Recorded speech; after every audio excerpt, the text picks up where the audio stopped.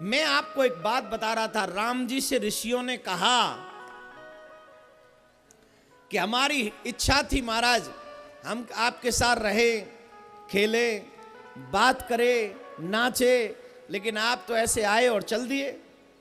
मेरे राम जी बोले सुनो, ये तुम्हारी भावना मैं अभी पूरी नहीं करूंगा, लेकिन जब मैं कृष्ण अवतार लेकर आऊंगा तब तुम गोपी बन के आना, और जब तुम गोपी बन के आओगे तब मैं तुम्हारे साथ रास भी रचाऊंगा, तब मैं तुम्हारे साथ नृत्य भी करूंगा, तब मैं तुम्हारे साथ रहूंगा, तुमसे झूठ भी बोलूंगा, सच भी बोलूंगा, जो तुम्हें अच्छा लगेगा मैं वही करूंगा। कब? कृष्ण अवतार में। वही राम अवतार के साधु संत महात्मा, कोई सखी बने, कोई ग्वाल बने, कोई गैया बने, कोई बछड़ा बने, कोई मोर बने, कोई बंदर बने, नाना रूप धारण करके अपने श्याम के साथ उस लीला में शामिल होने के लिए बड़े बड़े ऋषि महात्मा राम अवतार के पधारे हैं। तो जिन्होंने इतने दिन तपस्या की हो, उनकी क्या कामना रही होगी, जरा बताओ। बोलो बोलो बोलो बोलो। आंखों पे दूर का चश्मा चढ़ा हो ना तो दुनिया दूर नजर आती है, आंखों पे नजदीक का चश्मा चढ़ा हो तो दुनिया। डॉक्टर क्या कहते, तेरी पास की नजर खराब है, तेरी के पास के चश्मा चढ़ी। अच्छा, दूर के चश्मा खराब है तो बोले तो दूर के चश्मा चढ़ी। फिर दूर का चश्मा है तो दुनिया दूर है, करीब का चश्मा है तो दुनिया करीब है, और दुनिया की आंखों पर काम का चश्मा चढ़ा है, इसलिए लोगों को कृष्ण की लीला में भी काम नजर आता है। यथार्थ सत्य यह है कि यहां तो कामदेव को परास्त किया गया है। बोलो राधे राधे। कामदेव को हरा दिया गए थे, कामदेव को रास के समय हरा दिया गया है, परास्त किया गया है। और इस लीला में गोपी बनकर कौन आए?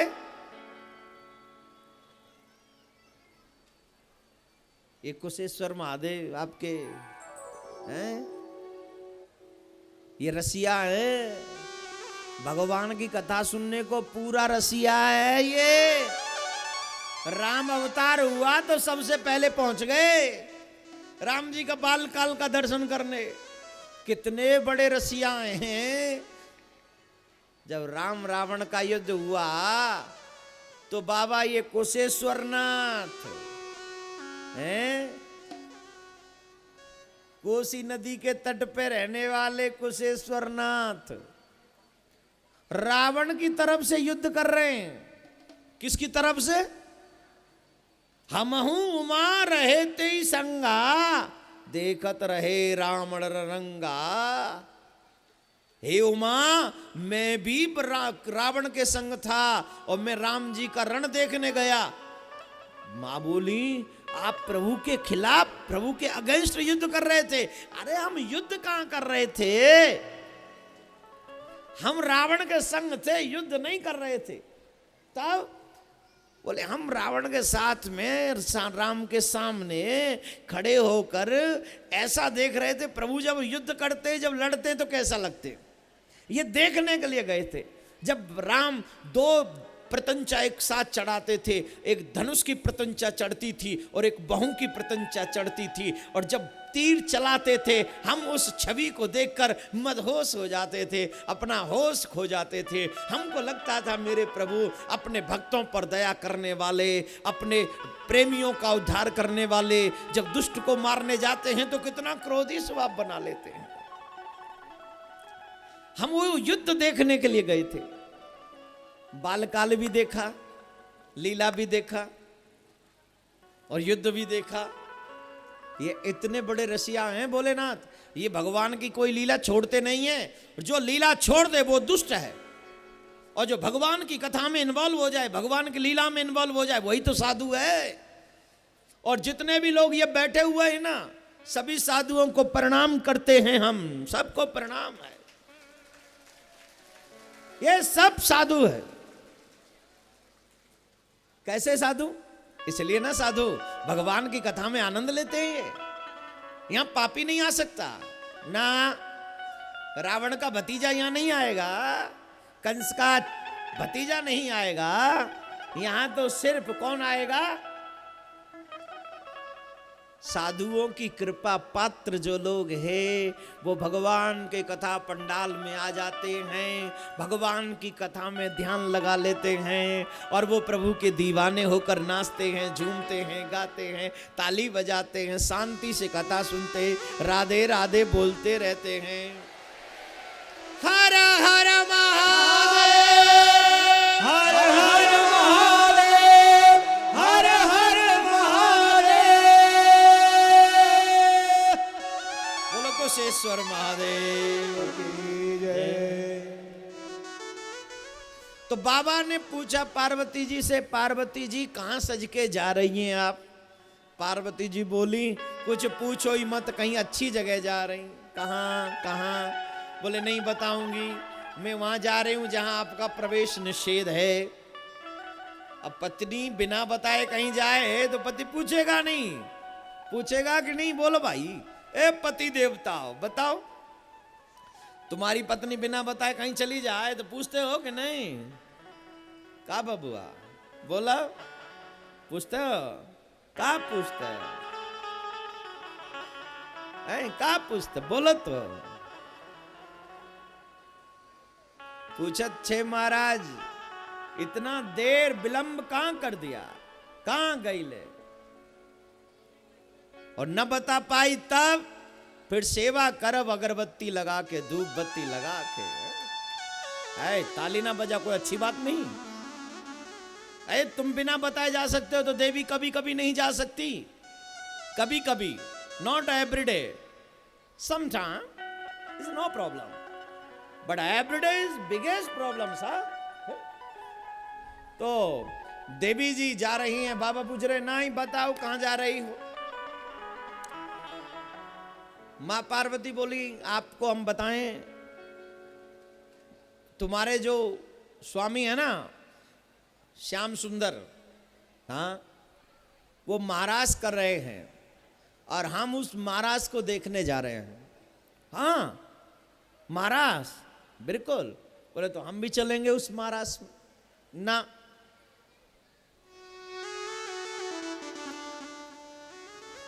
वहां पुरुषों के लिए एंट्री नहीं है,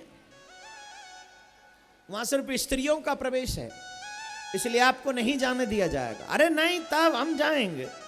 बोले नहीं, तो बोले एक काम करो, हमारा श्रृंगार कर दो, हमको स्त्री बनाकर साथ ले चलो। सभी बैठ जाएं जल्दी। बाबा भोलेनाथ गोपी बनकर उस रास में शामिल हुए। अब सोचिए, चितवत काम भयउ जर छारा, जिसके देखने भर से कामदेव जलकर राख हो गया हो, वो स्वयं भोलेनाथ, वो स्वयं भूत भावन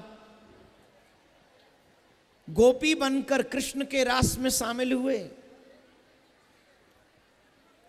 और जब वो स्वयं कृष्ण के रास में शामिल हुए तो आप मुझे बताइए वहां कौन से काम का काम रह गया होगा? सभी बोलेंगे राधे राधे, जोर से बोलेंगे और उसके बाद कुछ नहीं बोलेंगे, एकदम शांत। ज्यादा लोगों का इकट्ठा होना भी दुखदाई है वैसे, कम हो तो भी मुश्किल, ज्यादा हो जाए तो भी मुश्किल। सभी बैठ जाएं पीछे।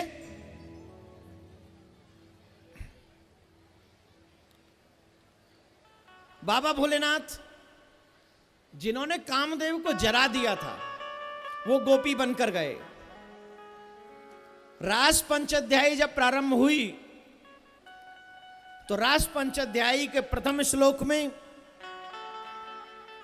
पुरानी जो पंक्तियां हैं उनमें ऐसा मिलता है, वादरायणी उवाच, जहां से ये रास पंचाध्यायी प्रारंभ होती है, रास प्रारंभ होता है, वहां कहा गया वादरायणी उवाच, अर्थात सुखदेव जी महाराज जब रास पंचाध्यायी को कहने लगे तो उन्होंने भी गोपी भाव की चुनरी ओढ़ ली, वो भी गोपी बन गए।